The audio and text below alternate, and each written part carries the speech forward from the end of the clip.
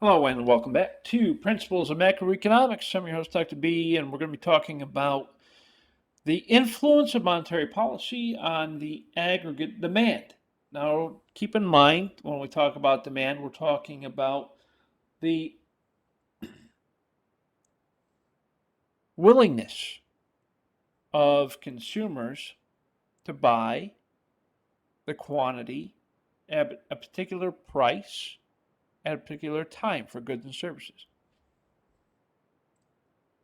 And when we talk about the aggregate, we're talking about the grouping.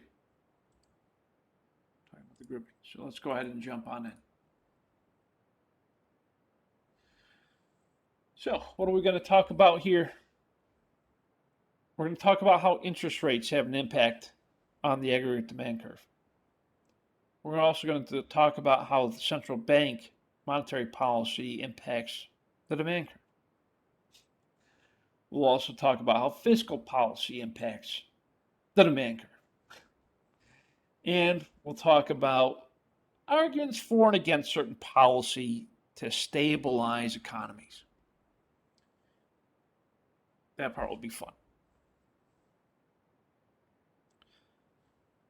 We just got done talking about aggregate supply and demand. And we also talked about things like interest rates, investment, economic growth, a little bit of fiscal policy. We also talked about inflation rates and price levels and all of those good things. We looked at the long-term perspectives. Now we're going to talk about a little bit more short-term and how government policies, fiscal and monetary, have an impact on the demand curve. So the aggregate demand curve, downward sloping to the right, it exists for the three reasons.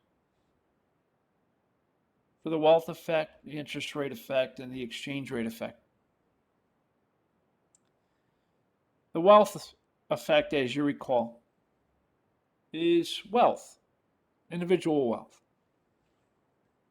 People are said to be wealthy when they spend the money that they earned on goods and services. Wealth. Interest rates are based off of a couple of factors. And the exchange rates, as you recall, are based off of a couple of factors. The amount of cash circulation, the value, purchasing power of the dollar. And in recalling those things, we're going to talk about the supply-demand model as it affects interest rate and how government monetary policy it affects aggregate demand. But of course, the most important one that we'll talk about is going to be the interest rate. Interest rates adjust based off of the balance of supply and demand for money, right? A nominal interest rate is also known as the real interest rate. Think about when you take out a loan. You get a car loan, and there's an interest rate associated with that car loan. 3%, 6%, whatever. What does it mean? Well, you borrowed a certain amount to purchase the car. We'll say it's $20,000, and you have a 6% interest rate. What that means is you're not just going to pay the $20,000. You're going to pay the $20,000 plus 6% of that $20,000. That 6% of $20,000 is in the form of interest payments to the bank for you borrowing money from the bank. That's the interest rate for a loan. In knowing that, there's an assumption that you need to understand. It's called the expected rate of inflation. And the assumption is that it's constant. Why is that an important assumption to understand? Some inflation is good. A lot of inflation, not so good.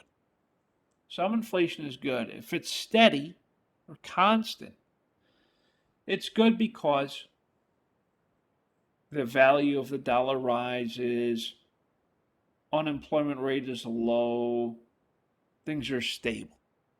When things are stable and inflation rises a little bit, a couple percentage points, 2-3%, you're doing well. The economy's doing well. So the assumption is that inflation is constant. With respect to the money supply, we assume that it's fixed by the central bank. It does not depend on the interest rate. In other words, if the US government passes a spending bill, say it's $1 trillion, and it's designed to help infrastructure for the country, that $1 trillion that the government is about to print and spend or supply in the economy, it has nothing to do with the interest rate. That's what the money supply policy tells us. So let's think about the demand for money. Why do we need it? Well, we need it to buy stuff. Why else do we need it? We need it to build wealth. Why else do we need it? We need it to live. The money demand reflects how much wealth people have. Why is that? When you spend money to buy things, goods and services, it reflects your wealth. You earn the money from working. You spend the money, that's wealth, right? The money is liquid, and there's no interest involved. Why is that? When you spend money, you don't get paid interest on the money. Money is called liquid because it can quickly be converted to other things. That's what liquidity means. Those of you who took my economics class, you know what liquidity is. It's how quickly you can convert assets into cash. And when you convert assets into cash, you're converting it to physical cash. That cash is not going to pay you interest. Bonds, on the other hand, they might pay a little bit of interest, but they're not as liquid as cash is. I cannot quickly sell a bond.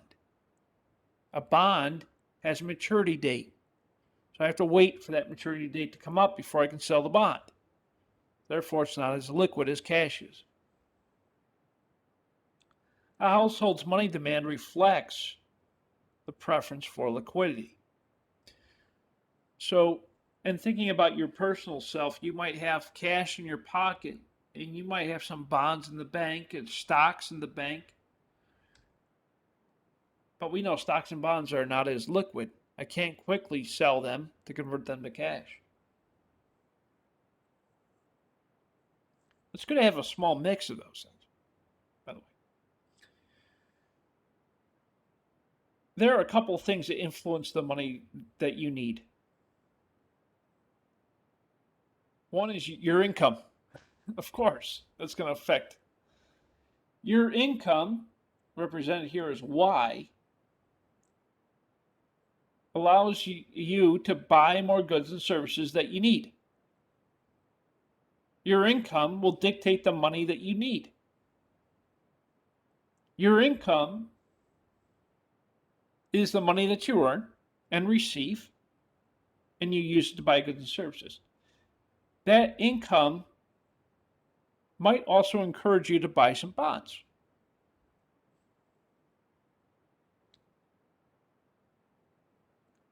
How does the interest rate impact this? When there's changes in the interest rate, the money supply, which is fixed by the federal government, has a change with respect to the demand. The demand curve for money decreases when there is an increase for the money. I'm sorry. When the interest rate will drop when there is an increase in the money demanded.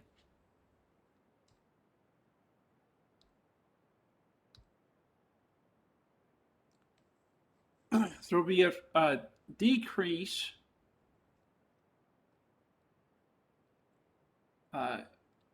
in demand, which will lower the rate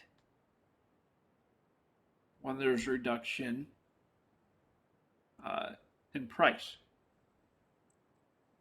When there's a decrease, I'm sorry, when there's a decrease in the interest rate,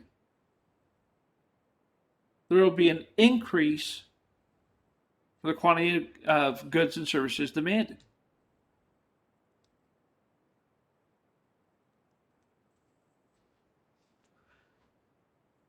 With respect to monetary supply, especially here in the United States, from the Federal Reserve, known as the Fed, the Federal Reserve. The Fed controls the amount of actual cash flowing in the economy through monetary supply policy. The policy, the way I like to explain this is, think of the Fed as your stove, that you use to cook food with, and it's got the knobs on the front. You turn the knob to the right, a flame comes up, or it heats up. Okay. Turn it to the left, it cools down. To the right, heats up. To the left, cools down. Think of like the water faucets. You got hot and cold. Yep. The Fed is adjusting those knobs to the right, to the left, to the right, to the left. Okay. What they're doing is they're controlling the flow. So when you turn that knob to the right, more water comes out. When you turn to the left, less water comes out. Okay. By doing that, you're controlling the flow of money, the supply of money. So when you think of the Fed, think of the water knob turning left to right. Left to right, more money coming out. Right to left, less money coming out. So think of like a water knob, yeah? And the monetary policy is designed to control the amount of money flowing.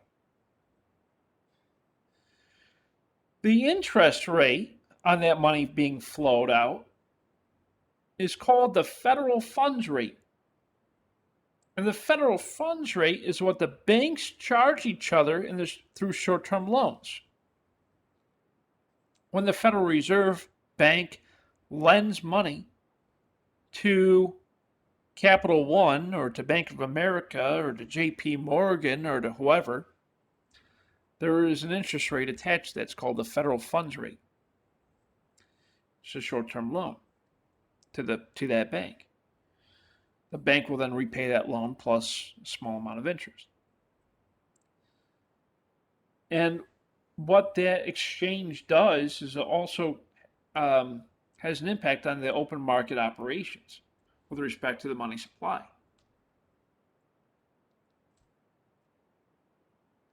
The Fed can increase the federal funds rate by reducing the money supply.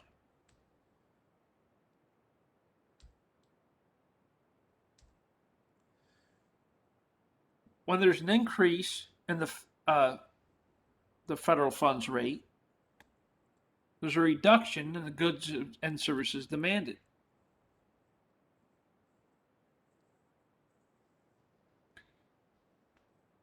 When that interest rate falls to near zero, which is where it is now, by the way, it's been near zero for the past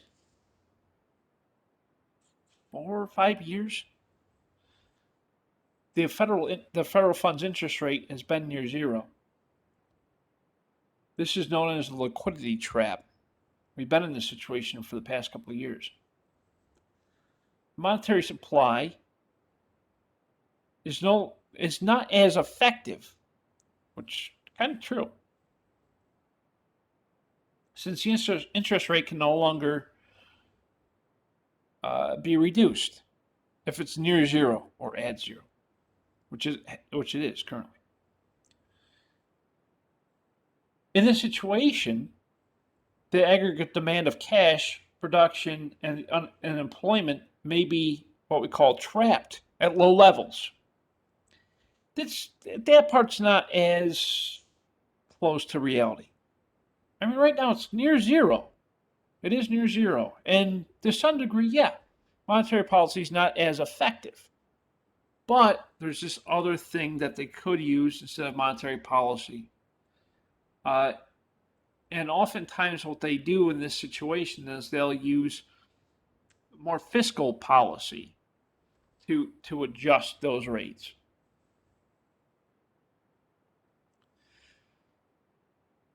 So, what do you do when the interest rate's near zero?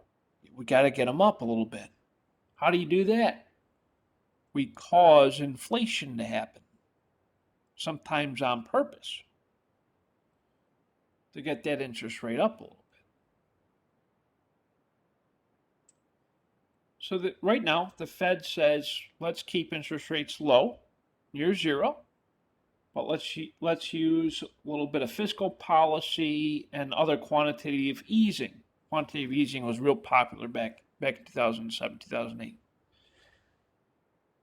The federal government, or the Fed, the Federal Reserve, has a balance sheet. A balance sheet just like a company does. Assets, liabilities, and equity. And under the assets, the Fed has mortgages, corporate debt, long-term government bonds. Under the assets. And the Fed would buy mortgages, corporate debt, long-term government bonds to increase the assets on the balance sheet for the Fed. And what that would do is it would alleviate the stress from the system. And in order to keep interest rates low, that's what the Fed would do. But of course, the Fed could always sell some of those assets in order to get more cash into the economy. The problem with doing that is that with interest rates as low as they are, it would make it difficult for the system to flow properly. So, what does the Fed do? Instead of using the monetary policy, they'll use fiscal policy, which is government spending and taxation. The government recently passed a $1 trillion infrastructure spending bill. And the government is also looking at ways to increase taxes. Both of these things coupled together are called fiscal policy. At times of expansion, there's an increase in government spending and or a decrease to taxation, which shifts the aggregate demand supply of money to the right. At times of contraction, meaning the economy's shrinking, there's a less government spending and an increase of taxes. And the demand curve shifts to the left. Fiscal policy affects both of these things. Here's an example. Government buys $20 billion worth of planes from Boeing. Boeing's revenue increases by $20 billion. Makes sense. If this is distributed to Boeing's employees and owners as a form of dividends, then those employees are also consumers and they'll spend a portion of that extra income. So if I'm an employee of Boeing, the government buys planes from Boeing, that extra money I receive I'll spend it, which of course will pump up the economy, at least locally. This extra consumption causes further increases in demand. We call this the multiplier effect. So government spends money, the company that the government's giving money to will benefit. The company benefits the people that work for the company, the people that invest in the company, and then those people spend money, so the whole economy benefits. The multiplier effect goes from one to many. So in that example, price shift to the right, supply shift to the right, happens again. That's the multiplier effect. The government spent $20 billion on airplanes from Boeing. Boeing employs people. Those people receive bonuses and whatever, in addition to receiving the $20 billion. So the company sells the planes to the government. Government's happy. The employees of the company are happy because they got paid a little extra. The dividend holders of the company, they got paid a little extra for their investments. So they all spend more money in the economy. So the local economy benefits, and they got a little extra money. So forth and so on. It's called the multiplier effect. How big is it? How well does it work? It depends. It depends on the consumer responses, what they do with the extra money. And what would you do with an extra $1,000? Would you save it? Would you spend it? Would you invest it? Depends. It depends what you do with it. So what would the effect of you and everyone else doing that? Well, the multiplier effect would happen. So a couple of things. The propensity to consume. This is the extra income that households receive, that they would spend that money rather than save it. It's the change, the formula here. It's the change, which is that triangle. Change in C over the change in Y.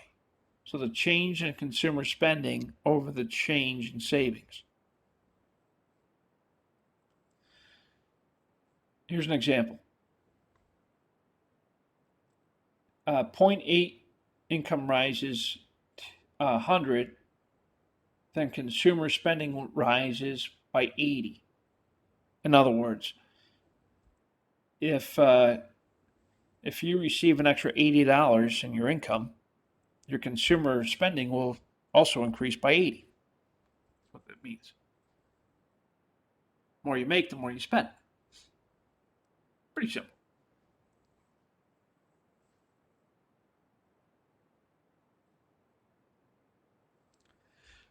Here's the long formula. Okay. It just kind of shows you how it's all broken out. What is the change in Y? Well, Y is consumer spending plus investing plus government spending plus net exports. That's Y. The change in Y equals the change in consumer spending plus the change in government spending. The change in Y equals multiplier effect, where the change in the change in Y plus the change in government spending. So the change in Y equals 1 divided by 1 minus MPC times the change in government spending. That's the multiplier formula. Yeah, I know it's long, a little confusing, to say the least. So the size of the multiplier effect depends on the change in consumer spending. So we can see how it becomes a multiplier, right? 0.5 is 2, 0.75 is 4, 0.9 is 10, etc. The bigger the multiplier, the greater the effect. So for every dollar increase in government spending, you can generate more than $1 in aggregate demand. Government spends $1, what happens to that dollar? Well, 20 cents will go to what they actually purchased, another 40 cents will go to raises, another 5 cents goes to taxes, another 5 cents goes to whatever. But we see how it gets dispersed, right? And we see how that disbursement of that dollar impacts the whole economy. So let's suppose there's a recession overseas, and the demand for net exports increases by $10 billion. It falls by 10 billion. Sorry. Well, there's a fall. If there's a fall in $10 billion in net exports, there will ultimately be a fall in Y, which means C will also fall, and further reduce the aggregate demand. So if something happens, then the whole demand system falls as well. That's why it's aggregate, right? Oftentimes, when there's aggregate demand in a negative way, there's this thing called the crowding out effect. What this is it's a way to offset the aggregate demand, to balance it. It happens when there's expansion in fiscal policy and an increase in the interest rates. With an increase in interest rates and an offset in aggregate demand, there will be a decrease in investment spending. There'll also be a reduction in the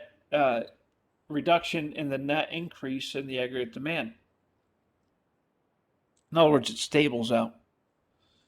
So the size of the aggregate demand shift will be much smaller than the initial expansion. Looks like this. Actually be much less.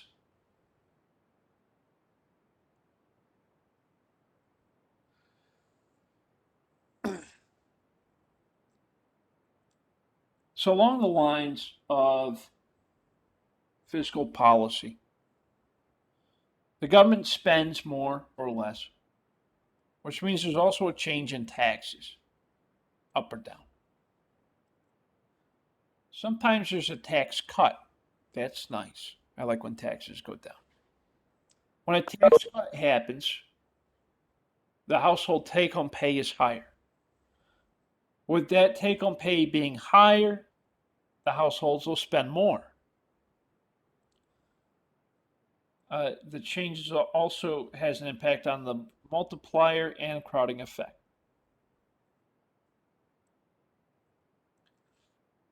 If it's a permanent tax cut, it's a huge impact. Long term, huge impact. Short term, temporary tax cut, very small impact.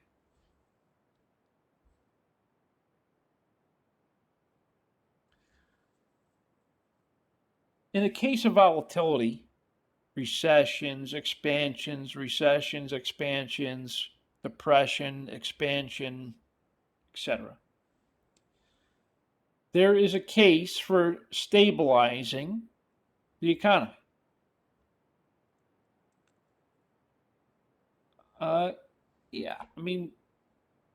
You want it to even out. You don't want huge fluctuations. Huge fluctuations have negative impacts on businesses, workers, and consumers. How do we stabilize it? The government will oftentimes use a combination of fiscal policy pieces to stabilize it.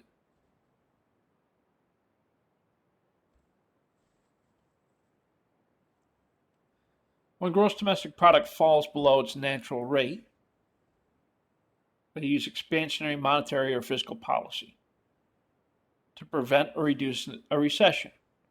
So what happened there was, in that situation, the government engaged in the purchase of mortgages and other assets like corporate debt and consumer debt to stabilize those impacted by those debts. And what the opposite is also true. You don't want to cause too much inflation by spending too much, which is also what's happening now. So right now the government's in a very vicarious position because they really have two fronts to combat.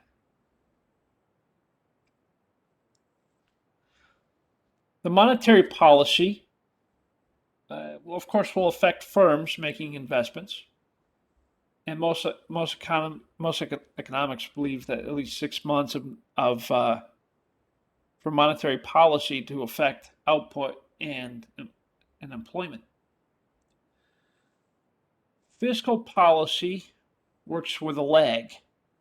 It usually takes Congress to enact fiscal policy changes. And it can take months or years for things to move through Congress, as we know.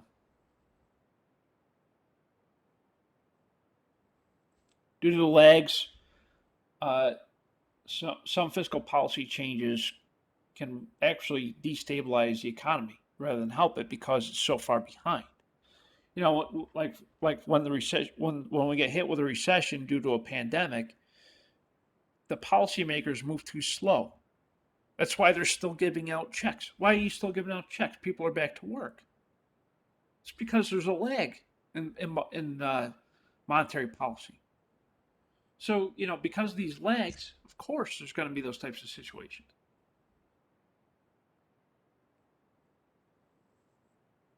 You can automatically try to stabilize economies before they go into recession through fiscal policy without the need of Congress to take immediate action. Um, and we see that through the Fed. The Fed is pretty good about enacting those types of changes without the need for Congress to intervene. The tax system, on the other hand, that requires the Congress to change the tax laws. At times of recession, yeah, the tax brackets usually go down as well because we don't want people to be negatively impacted by a recession. Uh, government spending usually increases at times of recession to um, help people with unemployment, insurance, welfare, and to get back to work. So the government will spend more to stimulate the economy at times of recession. When Congress cuts taxes, they should look at the short-term and long-term effects. The short-term meaning demand and unemployment, and the long-term meaning savings and growth. When the Fed reduces a rate of money growth, they need to look at the effect on inflation. And in the short run, they need to look at output and employment. That, my friends, is the conclusion of monetary and fiscal policy on aggregate demand. Any questions, comments, concerns? Anything at all? Dario, you're going to figure it all out. You good? You all good? Still with me? Still awake? I know it's boring. Okay, cool. All right, so just to recap, what do we got going on? What's due this Sunday? Believe it or not, we're in week 14 out of a 16-week course. By this Sunday, you will submit your 21 quiz. So you got two quizzes, both due this Sunday night. One's on chapter 20, and the other one's on chapter 21. Very similar to the ones you've taken before. Same format, all that good stuff. Just make sure it's all on time, yeah? So it's all due this Sunday night. Next week, we'll have chapter 22 and 23. And then that's it. So because week 16, you have your final exam. The last day of this class is December 5th. So what does that mean? Anything that's still due, got to be done by December 5th, no later. In the meanwhile, if you have any questions, comments, or concerns, you can email me, call me, set up office hours. whatever you need, I will be here for you. And last but not least, make sure that you stay safe, wash your hands, do the right things, and I'll see you all again next time. Thank you so much for your time today. Appreciate all of you. Take care. Enjoy the rest of your evening. Thank you so much. Bye bye.